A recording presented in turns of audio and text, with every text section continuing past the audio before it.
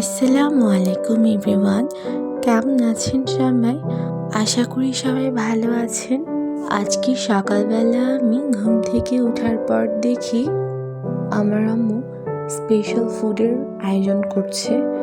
আম্মুকে আমি জিজ্ঞাসা করলাম, আম্মু এই আয়োজন কেন করা হচ্ছে? আম্মু বলল, আজকে আম্মু আইজার দাদুর বাসায় ইফতার দিবে, তাই আম্মু এই আয়োজনগুলো করেছে। তারপর আমরা বিকেলবেলা আইজার দাদুর বাসায় যাই ইফতার নিয়ে। ইফতারের পর আমি আম্মুকে নিয়ে বাসার জন্য পর্দা দেখতে যাই। আইজাও আমাদের সাথে গিয়েছিল বাসার জন্য পর্দা দেখতে, কিন্তু ওখানে যাওয়ার পর সে ঘুমিয়ে গিয়েছিল।